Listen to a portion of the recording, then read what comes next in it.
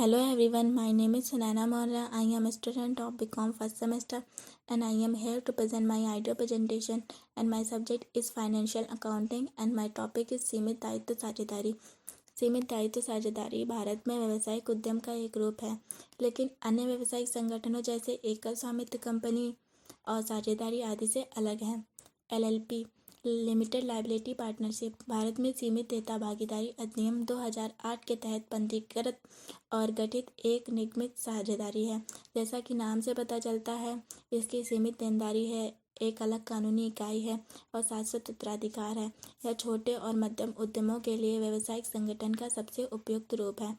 उद्यम का यह रूप पारंपरिक साझेदारी फर्मों और सीमित देयता निगमों दोनों के चरित्रों को समाहित करता है।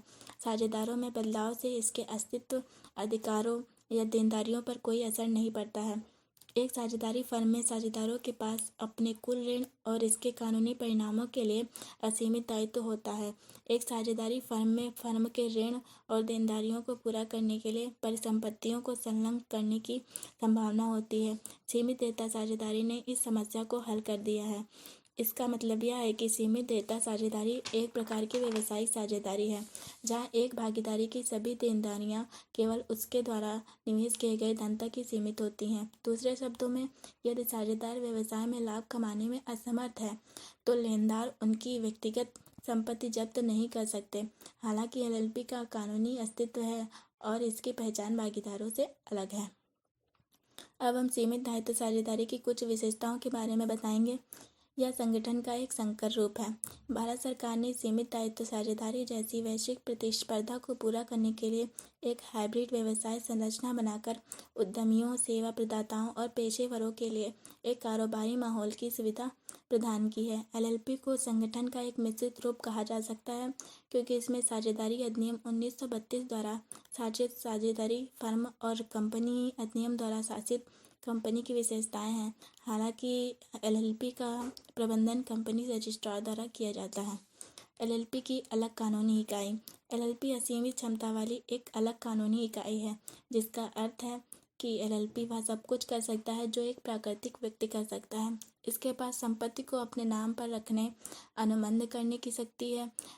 साझेदारी में कोई भी बदलाव इसके अस्तित्व को प्रभावित नहीं करता है। एक अलग कानूनी इकाई के रूप में LLP का अस्तित्व इसे साझेदारी के फर्म की तुलना में एक कंपनी की तरह बनाता है। लाभ मकसद। LLP बनाने के लिए अनिवार्य घटक लाभ कमाने के उद्देश्य से वैध व्यवसाय करना है। इस प्रकार किसी LLP को गैर आर्थिक या धर्मार्थ उद्देश्यों के लिए शामिल नहीं किया जा सकता है।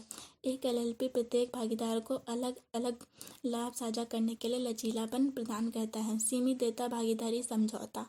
LLP समझौते को विस्तार से और बहुत सावधानी से तैयार किया जाना चाहिए, क्योंकि यह LLP की नींव भागीदारों के दायित्वों और पारस्परिक अधिकारों को प्रदान करता है।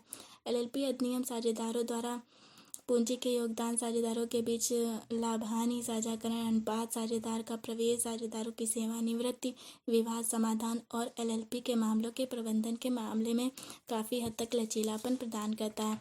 अब हम सामान्य साझेदारी तथा सीमित दायित्व साझेदारी में अंतर समझेंगे। LLP और पार्टनरशिप फर्म दोनों प्रकार की व्यावसायिक संरचनाएं हैं, जिनके माध्यम से पार्टनरशिप व्यवसाय किया जा सकता है। LLP एक नई अवधारणा है, जबकि भागीदारी एक पुरानी अवधारणा है। LLP और पार्टनरशिप अलग है, क्योंकि पार्टनरशिप एक पुरानी अवधारणा है, जबकि LLP limited liability partnership act 2008 द्वारा भारत में पेश की गई एक नई स्थापित अवधारणा है। साझेदारी के तहत प्रत्येक भागीदार व्यवसाय का हिस्सा होता है। यह एक व्यावसायिक संरचना है जो कम खर्चीली है और यह निगम की तुलना में अधिक अनुकूलन योग्य है, जबकि सीमित देयता भागीदारी में साझेदारी और LLP दोनों के फायदे हैं, क्योंकि इसमें भागीदारी की सीमित देयता है। Thank you.